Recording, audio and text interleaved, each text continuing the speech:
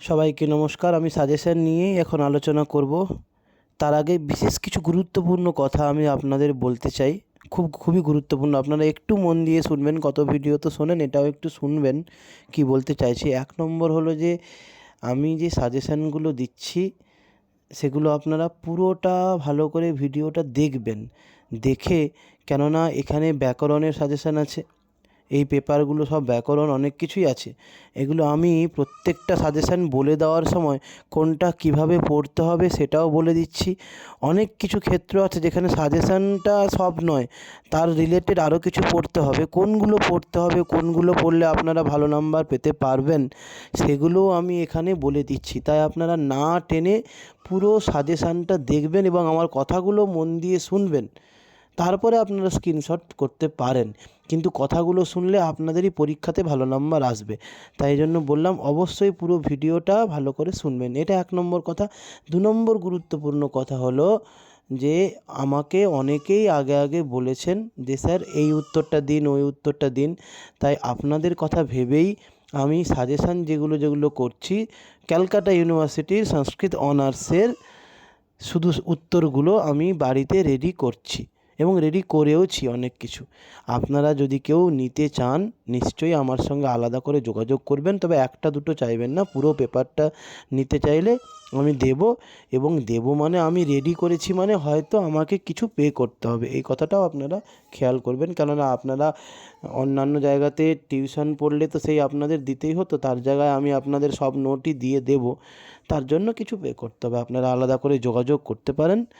আর কেননা এই নিয়ে অনেক কনফিউশন হচ্ছে, অনেকে আমাকে অনেকভাবে চাইছে, তাদের কাছে এই সব কথা বলতে গেলে তারা আবার খারাপও ভাবছে, কিন্তু আমাকেও তো রেডি করতে হয় উত্তরগুলো, এদিকটাও তো আপনাদের ভাবতে হবে। যাই হোক, আমি আপনাদের সাজেশানটার জন্য কিছু বলবো না, সাজেশান তো আমি আপনাদের চ্যানেলে দিচ্ছি। কিছু অসুবিধা হলে সাজেশান সংক্রান্ত কোনো কিছু জানার থাকলে বা কোনো কিছু তথ্য নেওয়ার থাকলে, অন্য যে কোনো বিষয় আপনারা আমার সঙ্গে যোগাযোগ করে কথা বলতে পারেন। আমি সব রকম আপনাদের হেল্প করব নিশ্চয়ই। ঠিক আছে, সেক্ষেত্রে কোনো পে করতে হবে না হেল্প করার জন্য, সেগুলো আমি এমনি আপনাদের করব। কেবলমাত্র নোটের ক্ষেত্রেই পের কথাটা আসছে। তাহলে যাক, এই হচ্ছে মূল কথা, আপনারা এইগুলো খেয়াল করবেন। আর এবার আসা যাক সাজেশানে, আর আপনাদের সময় নষ্ট করব না। সাজেশান কি, আমার আগের ভিডিওতে ক্যালকাটা ইউনিভার্সিটি সংস্কৃত অনার্সের আমি CC13-এর সাজেশান নিয়ে আলোচনা করেছিলাম সেমিস্টার 6-এ।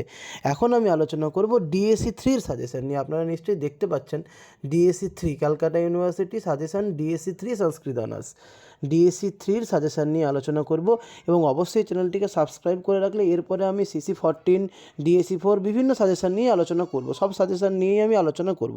তা আসা যাক DSE3-র সাজেশানে আপনারা কী করবেন। প্রথমেই বলি DSE3 কিন্তু পুরোটাই ব্যাকরণের ওপর নির্ভর করে হয়, পুরোটাই ব্যাকরণ। তা ব্যাকরণ কিন্তু প্রপার সাজেশান হয় না, তবুও আমি যা সাজেশান করেছি এর মধ্যেই আসবে, কিন্তু এর সঙ্গে রিলেটেড আরও কিছু আপনাদের পড়তে হবে, যেগুলো আমি বলে দিচ্ছি, আপনারা শুনে নেবেন। প্রথমেই দেখুন 1 নম্বরে কি, অর্থ পার্থক্য। অর্থ পার্থক্য দুটো করতে হবে, 5 2 10 নম্বর।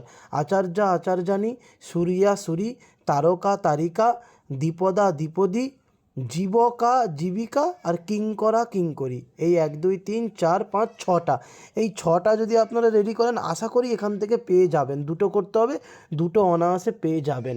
যদি না পান, কেউ যদি বলেন যে স্যার এই কটা শুধুমাত্র করে যাব না, তাহলে এর রিলেটেড সূত্রের সঙ্গে অন্য যে উদাহরণগুলো আছে আপনারা সেগুলো রেডি করে যেতে পারেন।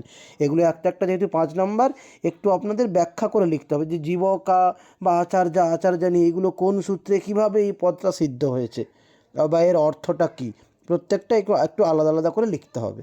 বোঝা গেল আশা করি। এরপরে দেখুন 2-এর দাগে পরিণত রূপ করতে হবে।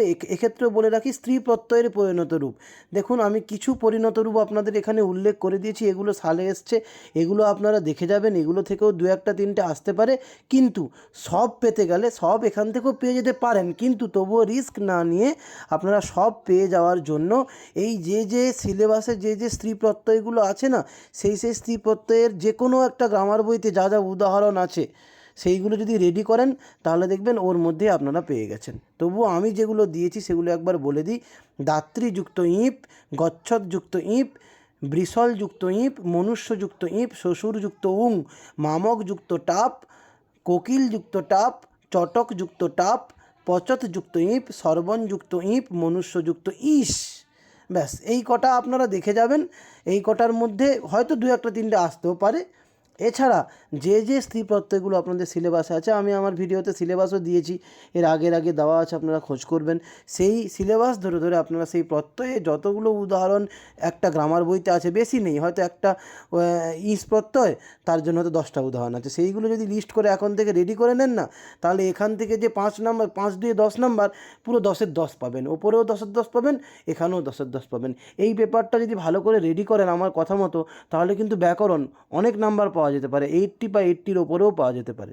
এই হলো সেকশন এর 1-এর দাগের 2-এর দাগের সাজেশান। এরপরে আসা যাক সেকশন বি।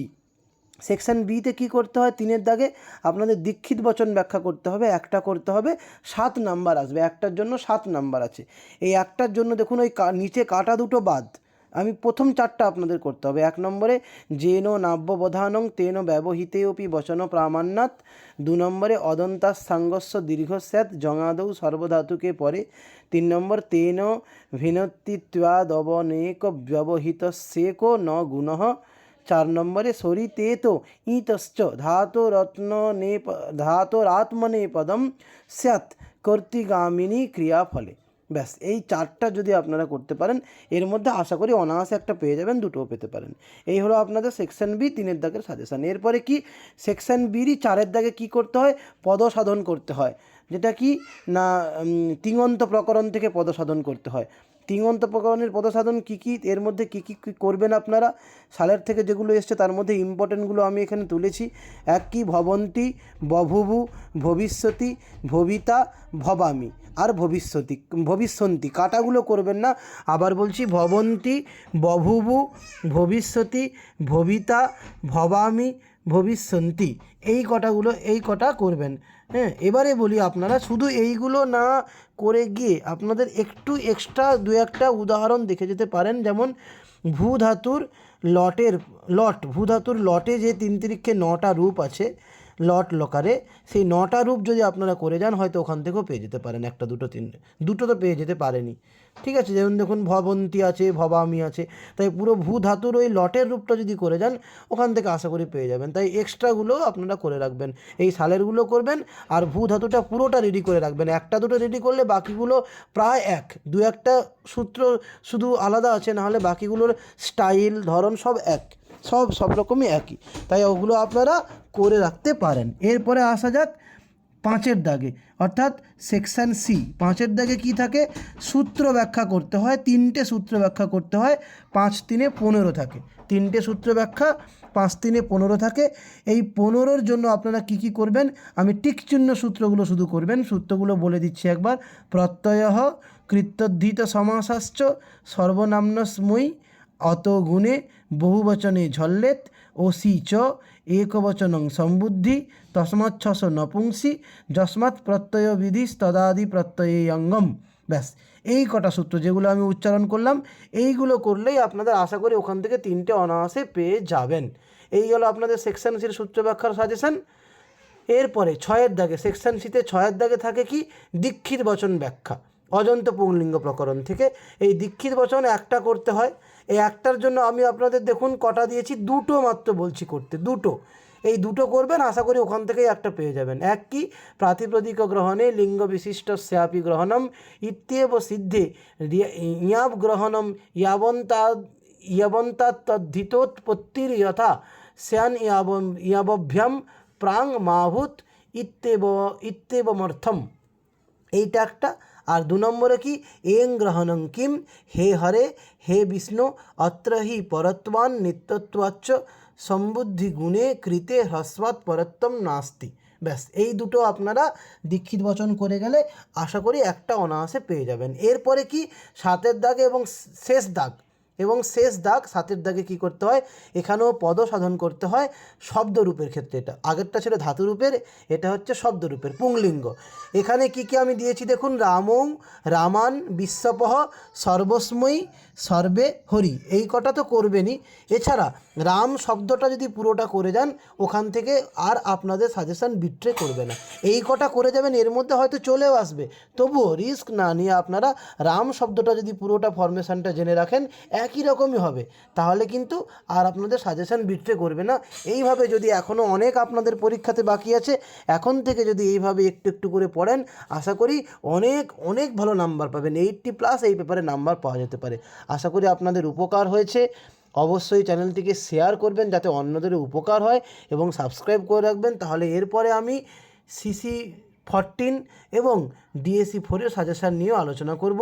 এই ভিডিও এই পর্যন্ত। সবাই ভালো থাকবেন, মন দিয়ে পড়াশুনো করবেন। কিছু অসুবিধা হলে নিশ্চয়ই যোগাযোগ করবেন। নমস্কার।